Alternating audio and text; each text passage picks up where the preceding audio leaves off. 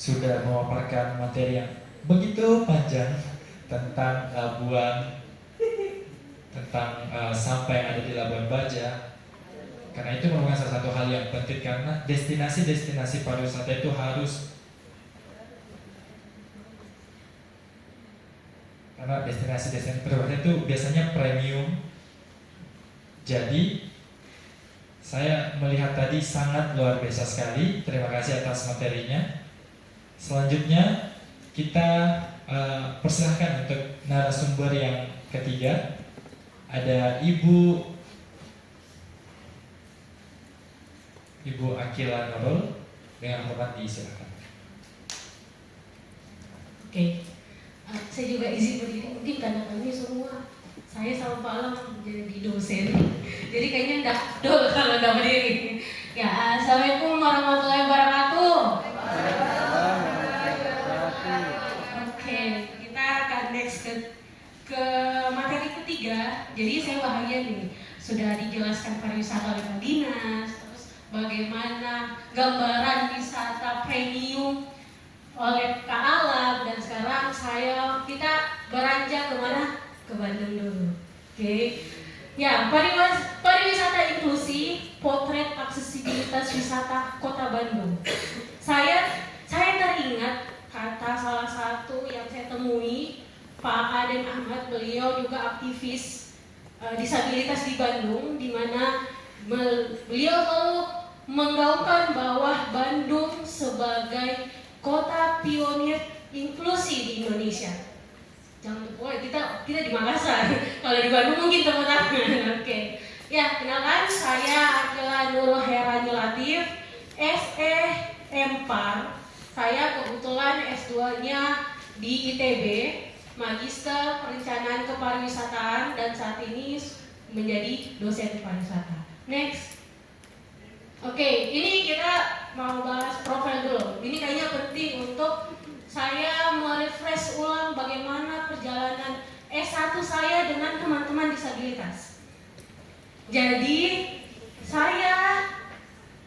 awalnya saya mengenal disabilitas itu karena memang dari tahun 2012 ketika saya memiliki seorang teman tunanetra. Dia sebelumnya dia normal seperti saya, dan akhirnya dia menjadi tunanetra karena suatu penyakit. Jadi disabilitas bukan saja lahir karena disabilitas di awal, tapi bisa saja entah karena kecelakaan, entah karena penyakit, dan kita tidak bisa menjamin bahwa kita terhindar dari disabilitas. Karena saya punya teman juga di Ciputat, beliau itu adalah dulunya pemain sepak bola. Ketika beliau akhirnya di suatu pelatihan, beliau akhirnya mengalami kecelakaan dan amputasi. Jadi pemain sepak bola diamputasi 2 kakinya. Jadi memang disabilitas itu bukan saja dia yang lahirnya sudah berkekurangan dalam fisik, tapi bisa saja juga terjadi di kita. Makanya kita harus peduli dengan disabilitas. Ya, kenapa saya mengangkat menjadi reporter Koran Fajar? Karena tulisan pertama saya saat dilirik oleh editor waktu saya magang di reporter itu ketika saya bisa menuliskan sahabat saya bagaimana perjuangannya. Dia pengen sekali sekolah, tapi dia terpaksa putus sekolah 3 tahun karena penyakitnya. Dan akhirnya setiap hari dia hanya duduk di rumah, dia hanya pamit sama orang tuanya, tolong saya mau pergi sekolah. Padahal dia tidak sekolah, dia cuma duduk sampai jam 12 baru dia masuk rumah lagi. Dan akhirnya dia sekarang sudah menjadi S2 Sastra Indonesia, dan dia juga salah satu penerima LPDP afirmasi disabilitas. Terima kasih. Oke, next. Mengapa penting pariwisata ramah disabilitas? Mana nih? Siapa yang mau jawab nih? Menurut kalian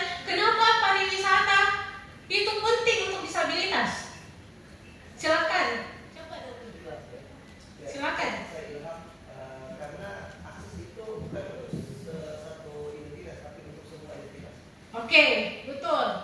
Pertama, karena akses itu untuk semua orang. Pariwisata itu adalah kebutuhan ya. Kebutuhan semua orang. Bukan hanya yang punya uang banyak. Makanya kenapa pariwisata itu katanya anak-anak muda sekarang ini self reward, Bu. Atau saya mau pergi healing, Bu. Itu membuktikan kan bahwa semua orang sebenarnya butuh pariwisata. Kita punya titik jenuh dan salah satu caranya dengan berwisata. Next. Terus kenapa harus pariwisata? Karena luaran pariwisata, output pariwisata adalah bagaimana membuat orang ramah dan merasa nyaman. Semua orang, bukan saja disabilitas, bukan saja orang wisatawan mancanegara, wisatawan lokal, semua orang. Makanya dibilang inklusi. Jangan sampai kita berpikir inklusi itu karena karena ini ramah disabilitas. Tidak. Inklusi itu ramah untuk semua mancanegara. Jadi kalau umpamanya ada bahasa Inggris, bahasa Thailand, bahasa itu sebenarnya mewakili ternyata kawasan ini banyaknya dikunjungi orang apa saja. Terus yang kedua, mendorong kemandirian penyandang disabilitas. Saya pernah dengar salah satu teman di disabilitas juga, dia juga veteran, dia bilang, ngapain kami jalan-jalan, Bu? Kalau jalan-jalannya itu kami tidak bisa melihat bagaimana indahnya dunia. Atau di tunadaksa, Ibu bagaimana kami mau berwisata kalau apa-apa banyak tangganya, apa-apa, jangan sampai kami malah merepotkan orang, ya kan? Nah itu kenapa adanya kemudian mereka itu kalau kalian pergi ke komunitas disabilitas kayak tunarungu, tunagrahita, tunanetra, tunadaksa, mereka itu sebenarnya mandiri.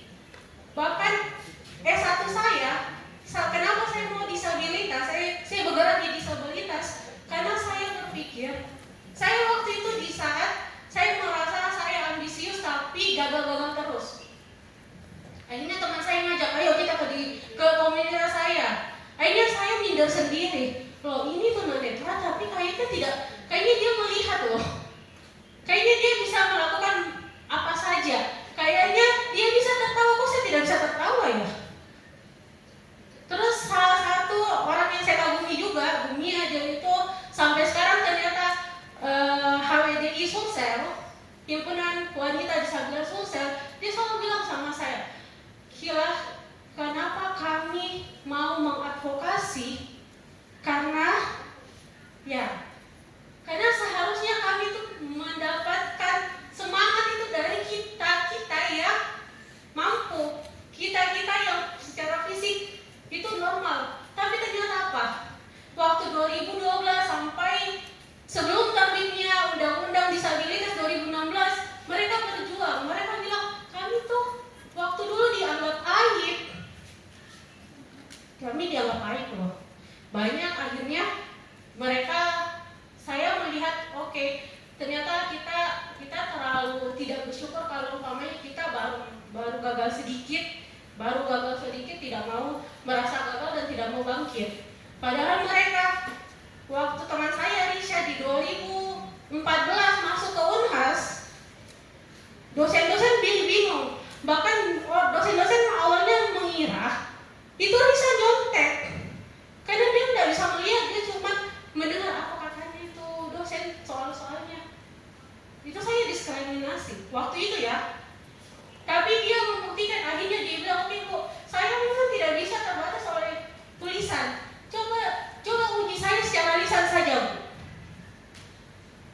Itu kan membuktikan bahwa disabilitas untuk sejalan sama kita, dia harus 2 sampai 3 kali usahanya agar terlihat oleh kita.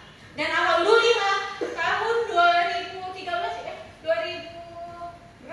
kurang 2 jadi 2021 ya Pak ya. Alhamdulillah baru tahun 2021 Unhas baru meresmikan pusat disabilitas khusus di Universitas Hasanuddin. Tepuk tangan dulu dong. semoga perjuangan tidak sia-sia ya. Karena sebenarnya Unhas sudah menerima jauh sebelum Risa juga. Ada angkatan 2010 juga pernah berkampus juga di sastra Indonesia dan sastra Inggris Unhas. Jadi alhamdulillah kalau sekarang kalian diakui keberadaannya itu sangat kesyukuran. Karena dulu mereka harus struggle, mereka harus terpaksa istilahnya kayak ya udah menjilat dulu sendiri kalau umpamanya dosen atau teman-teman tidak mau main sama dia, atau bahkan pernah risetnya teman saya akhirnya dia bawa uang lebih hanya karena mau minta di kantin tapi tidak enak sudah diantar temannya, berarti dia harus membawa uang untuk mentraktir temannya, bayangkan ya kan bagaimana perjuangannya. Terus next oke, kenapa kita harus memahami aksesibilitas inklusif? Next.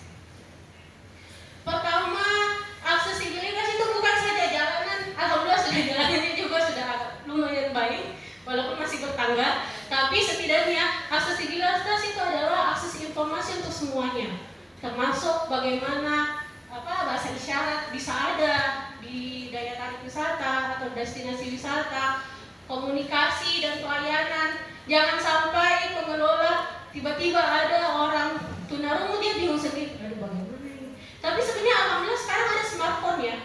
Karena kami pun di Prodi Pariwisata tahun 2024 menerima disabilitas tunarungu atau dalam artian tuli.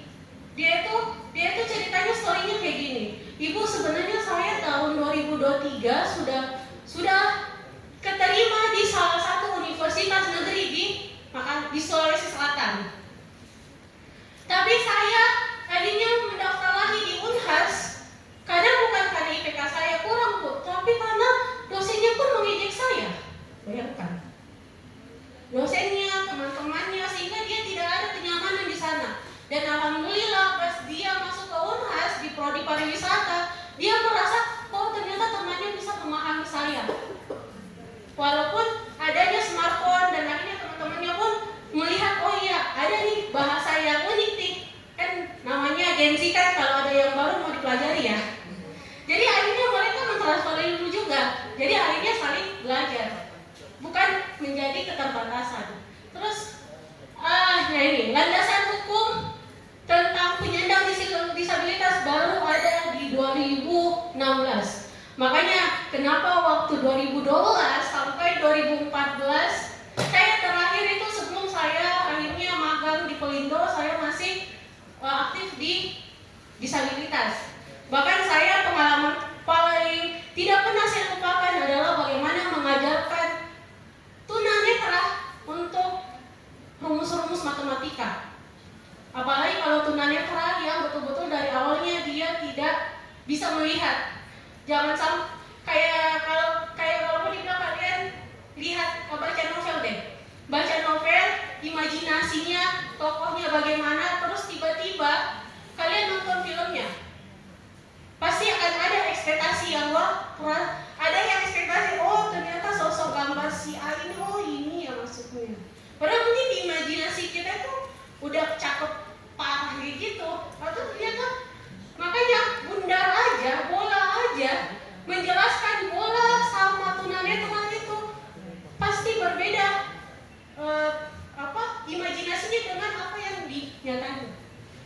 Makanya teman saya dia bilang dia alhamdulillah dia sudah punya anak dan sekarang tuh lagi melahirkan. Dia bilang gila impian saya pengen banget lihat anak dan suami saya.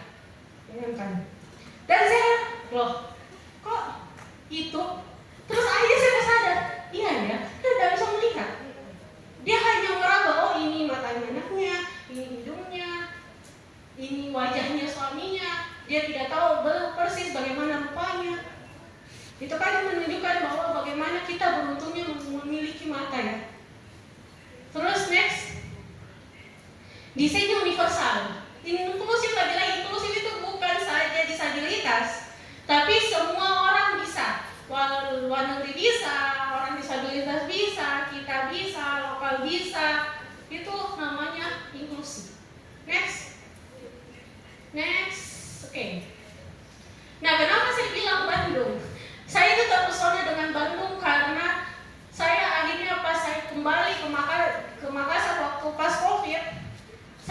kaget-kagetan, saya mau nyebrang, saya malah dimarahin. Pinggir, pinggir, pinggir. Kalau kalian besok-besok ke Bandung, kalian coba deh orang jalan, terus kalian sosok nyebrang aja. Bagaimana reaksinya? Pasti mereka langsung lambat. Karena memang di Bandung mereka itu sangat menghargai pejalan kaki. Makanya kalau kita ke Indomaret biasanya naik motor, kalau di Bandung jalan kaki bisa. Karena memang kita sudah terakses semuanya juga. Jadi kalau waktu di Bandung itu saya sudah terbiasa ada tunadaksa jalan-jalan seperti kayak kita cerita kayak kita jalan sama-sama, dia pakai kursi rodanya sendiri, kita jalan. Gak ada masalah, gak ada problem. Terus next. Nah ini adalah kebijakan. Jadi 2016 baru disahkan undang-undang terkait dengan disabilitas. Di Bandung 2018 itu menjadi hal yang penting. Saya pernah mendapatkan proyek di Dinas Provinsi Jawa Barat menilai daya tarik wisata unggulan di Jawa Barat. Di situ kita lumayan tur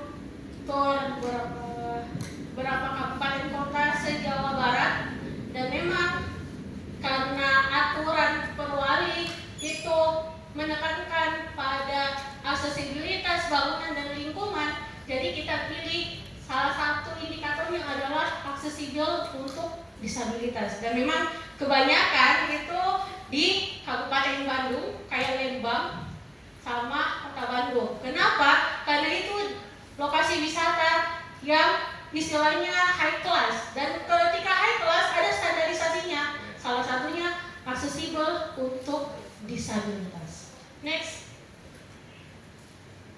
Nah ini beberapa, kalau saya lihat di Bandung ya, saya lihat di mantan tempat kerja saya. Jadi saya juga sebelum di Unhas saya menjadi peneliti di ITB sampai 2022. Saya ke Unhas, saya memang cita-cita memang membangun pariwisata di Unhas. Jadi memang dirinci sejak tahun 2020. Sebelum ada daya tarik wisata maupun destinasi D4 destinasi pariwisata maupun S1 pariwisata, saya sudah ada di Unhas. Tapi ini hal-hal yang memang sudah umum di Bandung. Jadi kita itu sudah terbiasa, apalagi hotel berbintang, kalau tidak ada tulisan braille-nya itu sudah dikasih minus, atau kita harus bisa mengklaim bahwa ini tidak aksesibel. Karena memang salah satu persyaratannya itu dari Perwali. Next, kayaknya sudah mau selesai. Next. Nah, ini kata-kata terakhir saya. Pariwisata yang baik bukan hanya tentang menjangkau destinasi wisata, tapi tentang memastikan semua orang bisa menikmati perjalanan tanpa batas. Sekian, Assalamualaikum warahmatullahi wabarakatuh.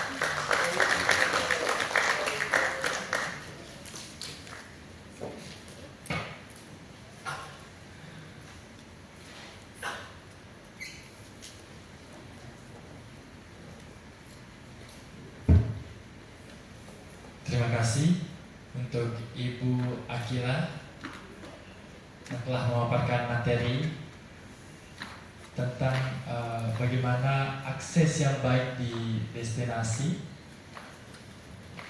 Saya pikir kita bisa mengambil banyak sekali insight tentang bagaimana dampak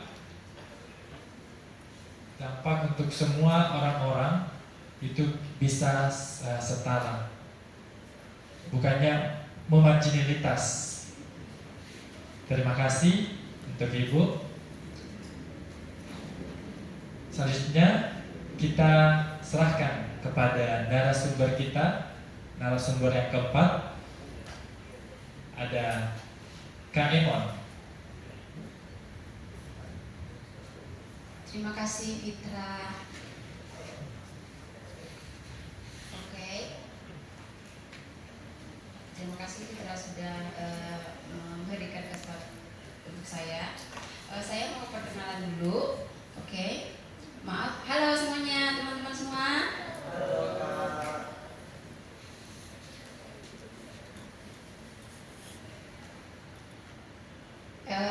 sudah pagi, sudah menjelang siang. Perkenalkan, nama saya Emon. Saya profesinya sekarang apa? Saya sebagai pemandu wisata di Toraja. Saya sering memandu memandu teman-teman dari luar negeri untuk berwisata.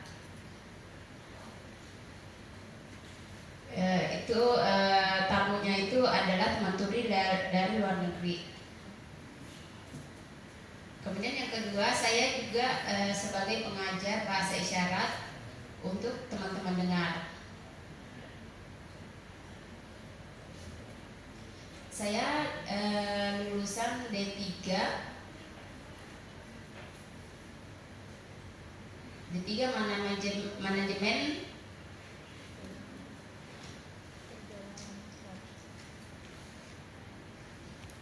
manajemen bisnis dan pariwisata. Oke, lanjut.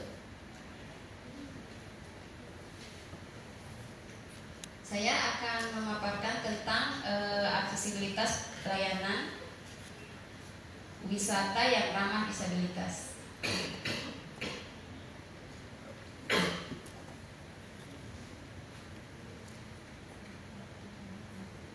Nah, tujuannya apa? Itu adalah untuk membantu teman-teman disabilitas untuk berkembang.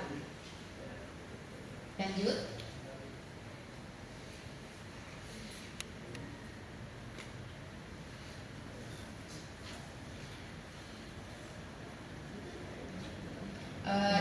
Coba Bapak Ibu semua pikirkan, apakah akses untuk semua jenis disabilitas itu sama atau berbeda-beda? Nah, untuk disabilitas tuli dan fisik, apakah aksesnya sama? Aksesnya beda. Saya mau perjelas dulu. Nah, untuk tuli itu aksesnya adalah berupa informasi yang visual yang jelas. Bisa juga dengan tulisan dan bisa juga dengan jurus bahasa isyarat.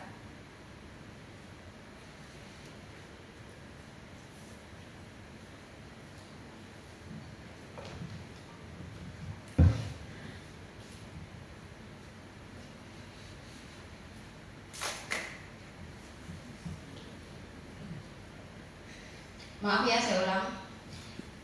Kebutuhan untuk informasi visual ditambah dengan tulisan dan juru bahasa isyarat. Tadi sudah lihat ada juru bahasa isyarat yang menerjemahkan pemateri yang sudah tadi menjelaskan. Nah, kalau pengguna kursi roda, aksesnya apa? Aksesnya itu bidang miring.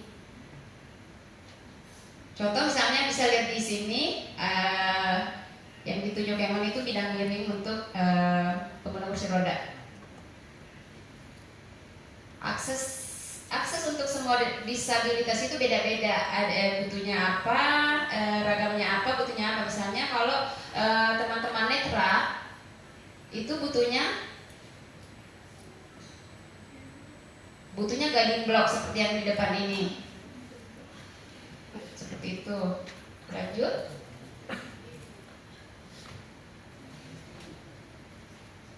Nah, sekarang kita akan belajar sedikit tentang diksi-diksi. Nah, untuk diksi ini adalah mungkin ada yang berpikir ini sama, tapi sebetulnya berbeda bagi kami. Untuk kata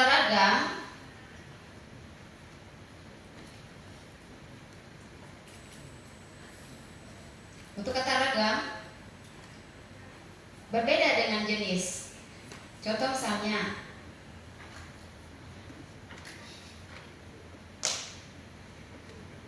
kalau di sekolah misalnya pakai untuk kata ragam, misalnya kata disabilitas tuli. Oh, misalnya kata ragamnya apa? Oh, disabilitas tuli, disabilitas daksa, disabilitas netra. Kalau jenis,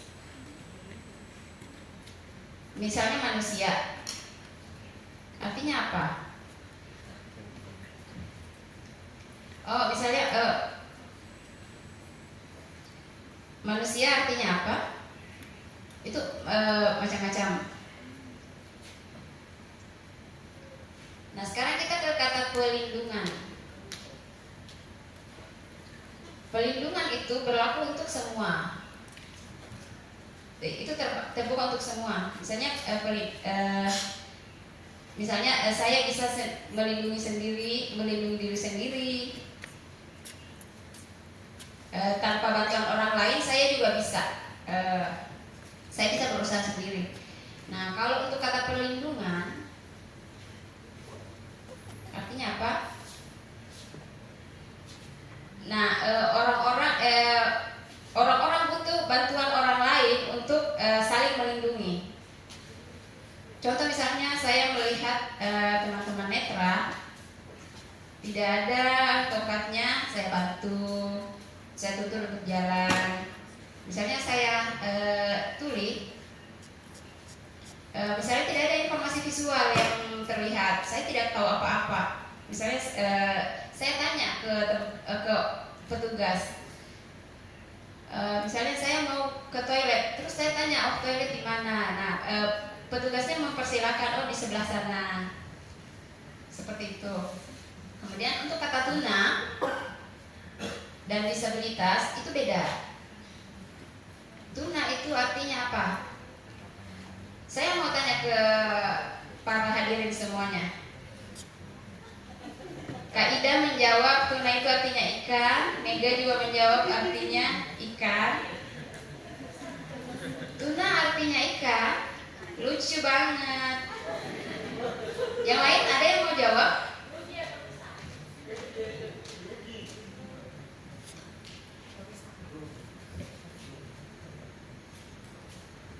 Wow, rugi. Oke. Ya, tuna itu artinya rusak ya, betul. Contoh misalnya tuna netra misalnya, artinya apa? Penglihatannya rusak, pendengarannya rusak, kakinya rusak. Gimana? Apakah seperti itu?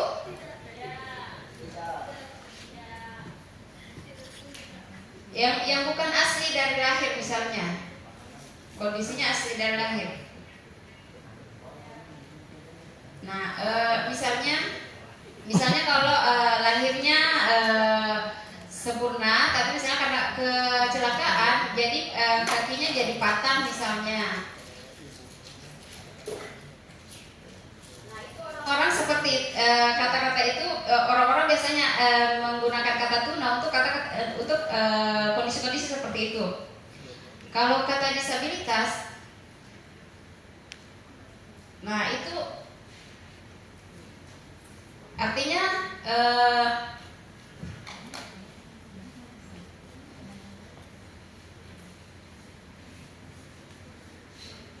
itu menunjukkan identitas orang-orang tersebut. Misalnya orang tuli, orang netra itu, dan itu sebenarnya itu istilahnya terbuka untuk masyarakat umum. Jadi orang-orang kalau melihat, orang-orang kalau melihat tuli misalnya itu, oh langsung tahu bahwa itu disabilitas tuli. Nah, sekarang untuk kata disabilitas dan difabel itu beda juga. Saya mau tanya ke para hadirin semua, difabel itu artinya apa?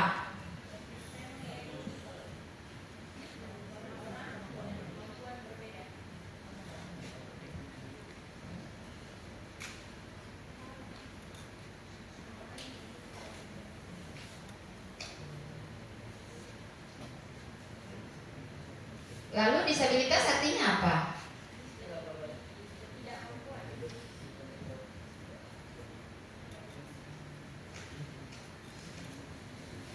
Oke. Saya mau tambahkan sedikit. Tadi difabel artinya apa? Itu yang memiliki kemampuan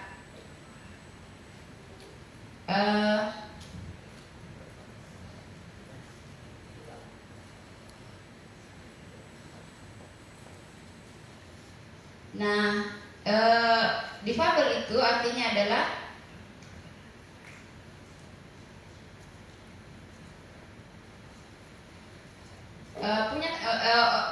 difabel adalah teman-teman yang punya kemampuan dan terus berusaha untuk mengadvokasi tentang kemampuan yang beragam tersebut.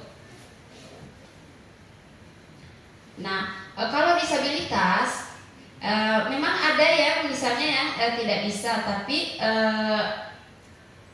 itu bervariasi juga. Misalnya kita lihat di masyarakat,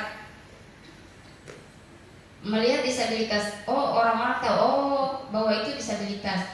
Terus mungkin kebutuhannya apa, butuh akses apa, ternyata orang-orang tahu itu misalnya kebutuhan aksesnya adalah disabilitas, juru bahasa isyarat, dan orang-orang mulai terbuka dengan wawasan itu. Sekarang saya mau tanya ke hadirin Bapak Ibu semua, disabilitas menurut Bapak Ibu semua normal atau tidak normal?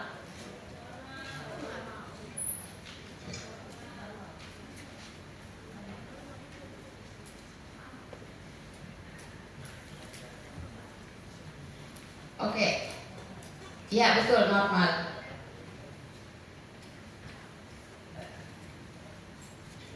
Nah, karena disabilitas itu semuanya bisa juga punya usaha, punya kemauan untuk tetap berusaha, punya kemampuan berjalan juga misalnya yang berbeda, meskipun berbeda tapi sama-sama punya kemampuan.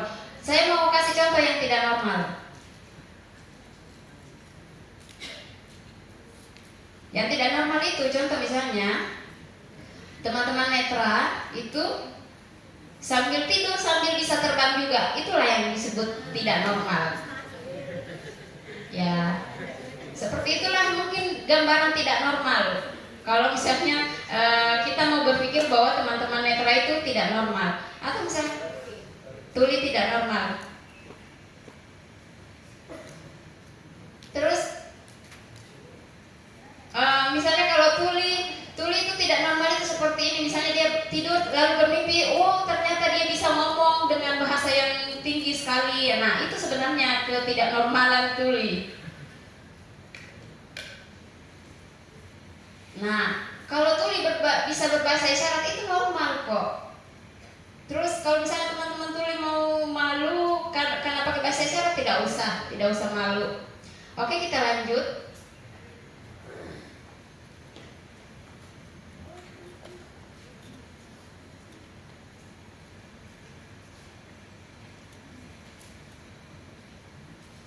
Akses pariwisata untuk teman-teman tuli, untuk pariwisata yang inklusif.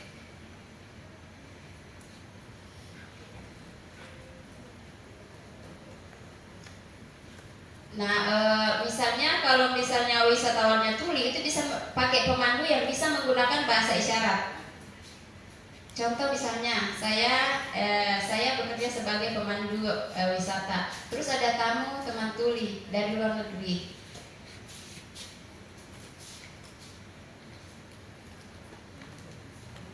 Nah, ada orang yang bisa berbahasa isyarat yang bisa menjelaskan budaya di daerah tersebut, bagaimana makanannya seperti apa, makanan khasnya seperti apa. Terus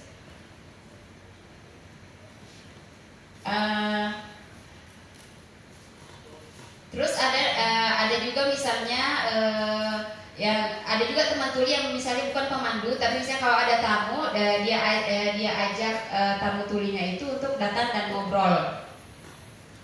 Oke, lanjut nomor 2.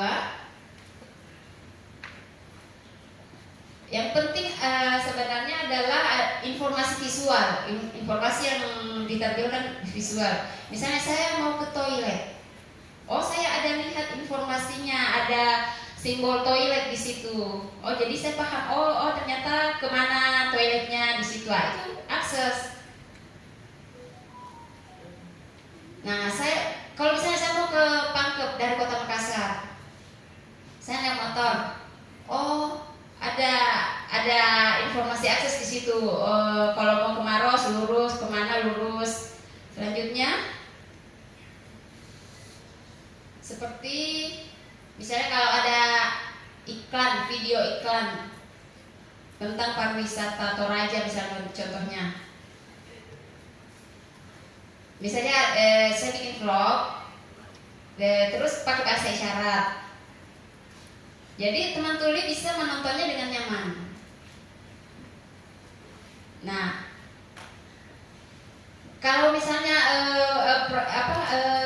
iklannya itu vlognya itu menggunakan teman dengar yang bisa yang menggunakan teman dengar yang tidak bisa berbahasa isyarat, sebaiknya disertakan juga juru bahasa isyarat di videonya, di video tersebut. Selanjutnya staf di layanan pariwisata itu sebaiknya mungkin adakan pelatihan akses, misalnya akses ya pengguna kursi roda seperti apa, akses teman-teman netra seperti apa. Saya mau tanya ke hadirin semua.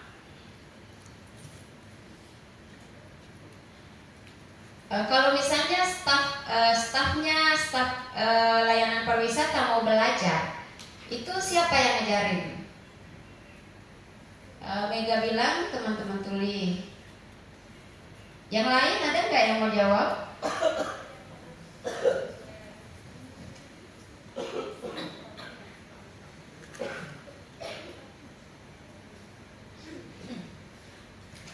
Ya, oke. Ya, betul sekali, betul.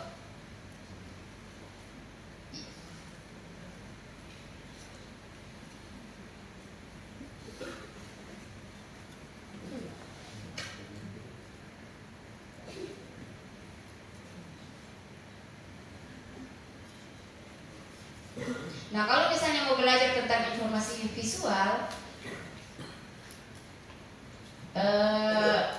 dan belajar bahasa isyarat, itu diajarkan oleh tuli, itu akan membuat staf layanan pariwisata itu menjadi lebih siap untuk masa depannya.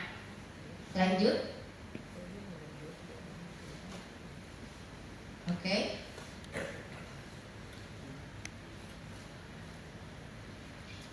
Peran pariwisata dalam akses informasi untuk teman-teman tuli.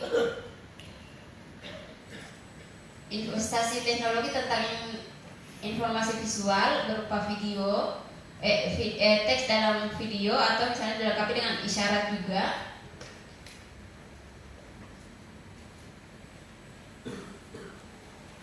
Contoh misalnya ada kebingungan, misalnya kita mau melibatkan juru bahasa isyarat.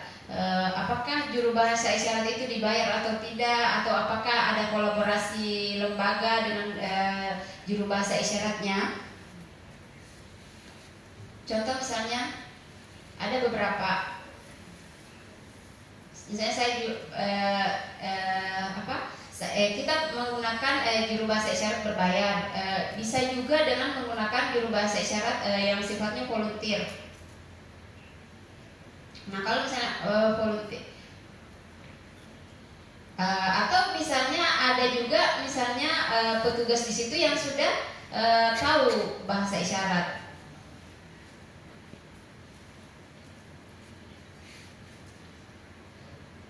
Nah, sebaiknya SDM pariwisata juga harus melakukan pelatihan semacam perspektif disabilitas. Jadi stafnya bisa lihat, misalnya kalau ada tuli yang datang, oh butuhnya apa. Nah, misalnya bisa juga dilakukan diskusi tentang akses pariwisata misalnya.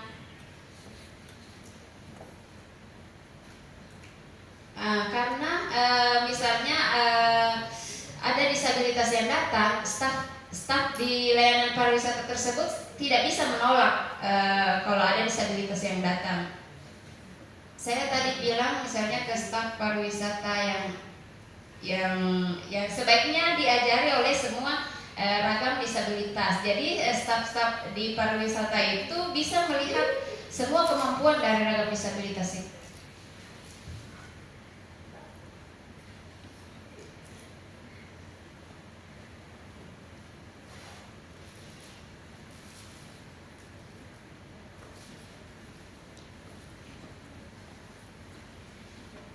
Nah, misalnya kalau mau tahu tentang perspektif disabilitas itu, jangan misalnya mintanya ke personal, minta ke komunitasnya, misalnya komunitas Gerkatin untuk teman-teman tuli. Jadi bisa kerjasama untuk membicarakan akses disabilitas tuli seperti apa ke depannya. Oke, lanjut.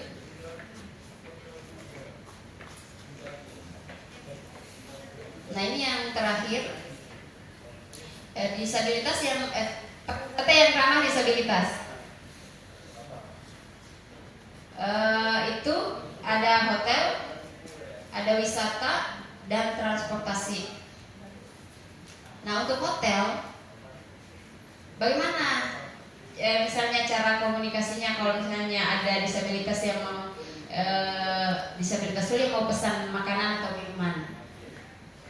Contoh misalnya saya tuli sendiri di kamar. Saya kan nggak bisa menelpon, betul kan? Nah, terus mau pencet bel juga nggak bisa. Nah, caranya mungkin adalah dengan menyiapkan bel yang bisa diakses oleh teman tuli untuk misalnya dipahami oleh orang hotel bahwa oh ini panggilan dari teman tuli, jadi pegawainya bisa datang mendatangi teman tulinya ke kamarnya. Tapi kebanyakan hotel belum bisa membuka akses untuk tuli. Nah, untuk wisata, teman-teman tuli bisa menjadi pemandu, misalnya di tempat wisata, bisa dilibatkan untuk menjadi teman-teman sebagai pemandu wisata. Nah, misalnya di tempat-tempat wisata itu juga sebaiknya adalah memberikan informasi visual, misalnya kayak tempat bersejarah, seperti apa sejarahnya, itu bisa dituliskan. Contoh misalnya di benteng Rotterdam.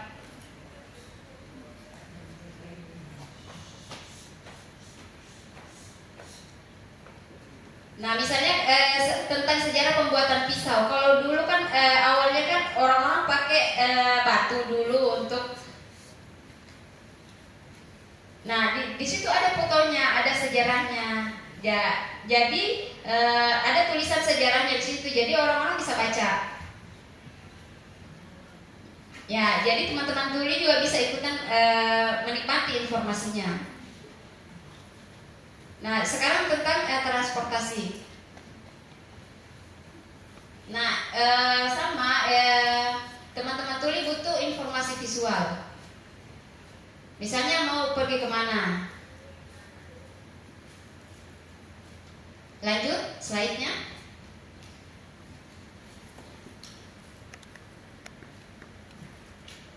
Misalnya kita butuh elemen rambu. Nah, ada terlihat di bagian kiri itu ada peta di situ yang bisa dilihat. Nah, misalnya kalau tempat wisatanya besar, harus ada peta wisata di situ. Oh, tempat ini di mana? Jadi itu bisa wisatawannya bisa mandiri mencari spot-spot wisatanya. Kemudian selanjutnya adalah penunjuk jalan. Nah, misalnya belok kiri ke Antang, ke sana, misalnya ke Goa. Ya, itu petunjuk visual yang sangat jelas. Oke, selanjutnya.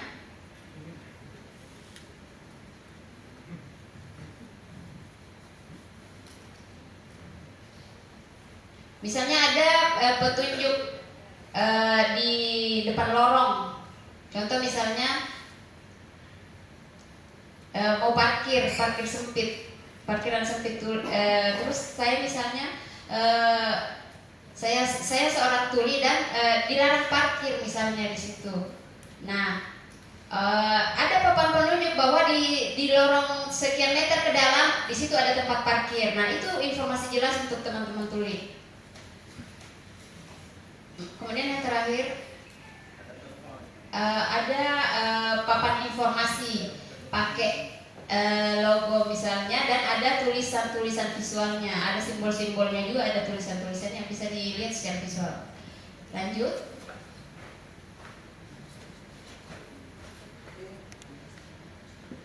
Saya mau tanya ke para hadirin, apakah tuli bisa melakukan traveling?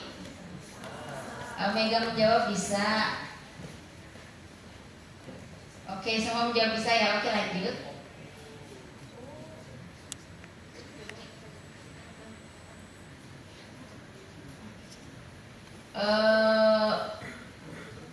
Misalnya masyarakat bertanya-tanya, bagaimana sih kalau tuli berwisata, komunikasinya seperti apa? Nah, cara-cara tuli berwisata itu ada beberapa juga. Ada wisata secara digital. Itu seperti apa? Misalnya googling tentang budaya seperti apa, terus cara pesan tiket pesawat juga seperti apa, dan akhirnya kemudian akan bisa memesan sendiri. Ada beberapa sih cara travelingnya teman-teman tuli. Ada juga misalnya yang wisata sejarah misalnya. Nah, misalnya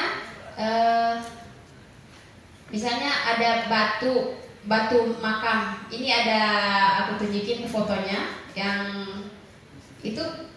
Nah, itu bisa jelas karena ada informasinya itu, tulinya bisa ikut terharu, bisa ikut merasakan bagaimana sejarah dulu, kemudian pergantian zaman seperti apa sampai sekarang. Nah, kalau misalnya dengan transportasi umum, tadi saya sudah infokan bahwa kita itu butuh informasi visual. Nah, terus komunikasinya seperti apa? Misalnya saya mau berangkat ke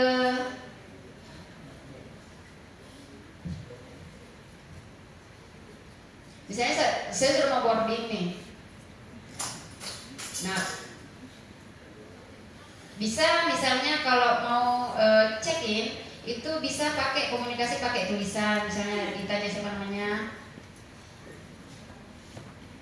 Nah, atau misalnya kalau misalnya belum ada maps untuk daerah wisata tersebut, misalnya sudah dekat misalnya ke tempat wisata tersebut, saya mungkin akan bertanya ke orang dengar. Dan sebelumnya saya dan orang tersebut misalnya saya kasih tahu dulu bahwa saya ini tuli, dan saya sedang mencari tempat wisata, lalu foto tempat wisatanya saya tunjukkan ke orang itu. Seperti itulah cara komunikasi kami. Saya menunjukkan foto, jadi orangnya akan menunjukkan di sebelah sana lurus. Nah, jadi saya akan paham dengan informasi dari orang dengarnya. Itu bisa menjadi gampang untuk kami. Lanjut.